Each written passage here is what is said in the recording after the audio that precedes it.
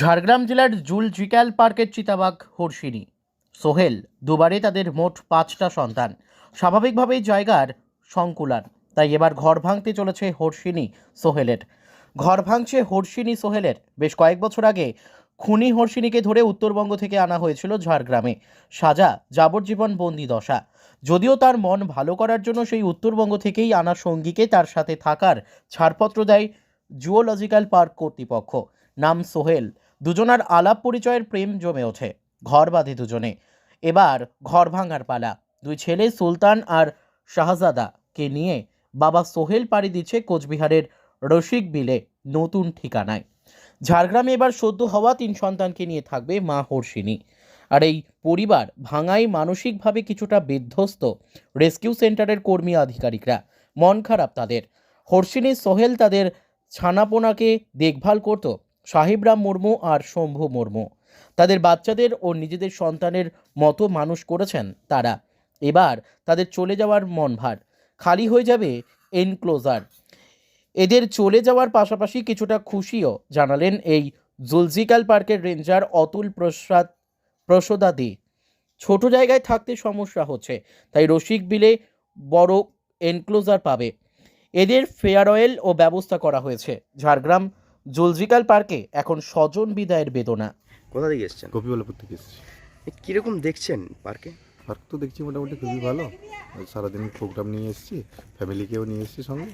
সারাদিন প্রোগ্রাম করে বাড়ি চলে যাবো আর কি। কি দেখলেন? বাঘ দেখলাম, হরিণ দেখলাম, তারপর ময়ূর দেখলাম। মোটামুটি সব কিছু, সব ধরনের জীবজন্তু আছে আর কি। মোটামুটি দেখে ভালো লাগলো। আগের তুলনায় কোনো পরিবর্তন দেখতে পাচ্ছেন? আগের তুলনায় অনেক পরিবর্তন, অনেক পশু পাখি বাড়ানো হয়েছে, ইয়ে করা হয়েছে। মোটামুটি ঠিকঠাকই আছে সব কিছু। আগে পর্যটক কম আসতো, এখন খুব বেশি এসছে মোটামুটি। আর ঝাড়গ্রাম জেলায় মোটামুটি ডিয়ার পার্ক বললে সবাই মোটামুটি এক নামেই চেনে, এই জন্য আসা আর কি। কেমন লাগলো? একদম ভালো। আপনার নাম যদি আরেকবার বলেন। রণজিৎ মহাপাত্র। কি দেখলেন? বাঘ, হনুমান, নেকড়ে। আগের তুলনায় কি এখন কোনো ডেভেলপ হয়েছে এই ডিয়ার পার্ক? আমি অনেক বছর আগে একবার এসেছিলাম, তার থেকে অনেকটাই উন্নত মনে হচ্ছে। মানুষজনের কীরকম সমাবেশ দেখছেন? আগের থেকে বেশি। আগে আপনি এসেছিলেন, সেই সময় থেকে এখন কি কি পরিবর্তন দেখছেন? অনেক কিছুই চেঞ্জ মনে হচ্ছে। আগে এই বাঘটাকে এত কিছু ছিল না, এখন দেখছি অনেক কিছুই উন্নত হয়েছে, অনেক কিছু জিনিস আনা হয়েছে এখানে। মানে আগে যেরকম এতটা পর্যটক আসতেন না, এখন ঝাড়গ্রামে তো ঝাড়গ্রাম আসছেন মানেই ডিয়ার পার্কে প্রায় সবাই ঘুরতে আসে। তো আগের থেকে অনেক পর্যটক এখানে আসা যাওয়া করছেন, পিকনিক স্পট হিসেবেও এটা ব্যবহার করা হচ্ছে। তো মোটামুটি ভালো আগের থেকে। কী নাম আপনার? পূজা মহাপাত্র। এই যে এখানে যে চিতাবাঘের এনক্লোজার, এখানে এখন কতগুলো বাঘ খেল? 7টা বাঘ রয়েছে, সেটা আমরা অল্টারনেট করে ছাড়ছি, যেহেতু আমাদের কাছে এনক্লোজার একটা রয়েছে এবং একটা ক্রল রয়েছে। তো এখান থেকে বেশ কয়েকটাকে সরিয়ে দেওয়ার ভাবনা চিন্তা হয়েছে শোনা। আমরা প্রস্তাব পাঠিয়েছি, সেটা অ্যাপ্রুভালও হয়ে গেছে। আমরা তার পরিকল্পনা করছি, খুব শীঘ্রই এখান থেকে আমরা অন্যত্র পাঠাবো। কি প্রস্তাব পাঠিয়েছিলেন? আমরা 3টে লেপার্ডকে এখান থেকে অন্যত্র পাঠানোর জন্য প্রস্তাব পাঠিয়েছিলাম। কোথায় সেটা যাচ্ছে? সেটা আপাতত যেটা হচ্ছে রসিক বিলে যাচ্ছে। যে কোনটা কোনটা? সোহেলকে পাঠাচ্ছি এবং তার যে 2 সন্তান রয়েছে তাদেরকে মানে পাঠাচ্ছি। আগেরগুলো? আগেরগুলো। তো এই যে এরা চলে যাবে, এটা আপনাদের কতটা মন খারাপ না ভালো লাগা, কি কোনটা কাজ করছে? প্রথমত মন খারাপ এই কারণেই, আমি 2 বছর এখানে রয়েছি, তাদের সঙ্গে সব সময় সকাল সন্ধ্যা আমি দেখছি অ্যানিম্যালটা। তো তারা এখান থেকে ছেড়ে চলে যাচ্ছে। স্বাভাবিক, পরিবারের এক সদস্য থেকে দূরে থাকলে যেরকম অবস্থা হয়, আমাদেরও প্রথম প্রথম সত্যিই খারাপ লাগবে। ভালোটা এই ভেবেই লাগছে যে তারা নতুন জায়গায় নতুন ঘর পাচ্ছে, নতুন এনক্লোজার পাচ্ছে, তাদের ঘোরাফেরা চলাফেরার জন্য সাফিসিয়েন্ট জায়গাটা তারা পাবে। এই যে ওরা এতদিন ছিল, এবার চলে যাবে, তার জন্য আপনাদের কোনো বিশেষ অনুষ্ঠান বা কিছু ভাবছেন? একটা বিদায় সম্বর্ধনা যেরকম দেওয়া হয় সেরকম ছোট্ট একটা অনুষ্ঠান করব। তো তাদের জন্য আলাদা কোনো ডায়েট থাকবে নাকি? ডায়েট তো অ্যাজ পার ভেটেরিনারি ডক্টর যে প্রেসক্রাইব করা হয় সেই ডায়েট চার্ট অনুযায়ী আমরা ডায়েট প্রোভাইড করি। তো ওই ডায়েট চার্টের বাইরে তো আমরা ডায়েট প্রোভাইড করতে পারবো না। তাহলে খারাপ লাগাটাই বেশি। না, অবশ্যই খারাপ লাগাটাই স্বাভাবিক। তার নামটা? অতুল প্রসাদ। এই যে এই হর্ষিনী আর সোহেল, এটা কতদিন আগে এসেছিল এখানে? এটা 2004 মনে হচ্ছে। প্রথমে কে আসে? সোহেল। সোহেল, তারপরে হরসিনী কেন হয়েছিল? তাই এটা এই যে কে দেখভাল করতো এখানে? আমি। তো হর্ষিনী তো শুনেছিলাম খুব মানে এগ্রেসিভ ছিল। হ্যাঁ, সে কীভাবে সামলেছিলেন?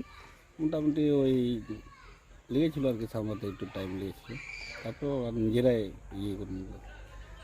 এখন ওরা আপনাকে চিনতে পারে? চেনে, মানে আমাদেরকে চিনবে, 24 ঘন্টা ওদেরকে দেখাশোনা করছি।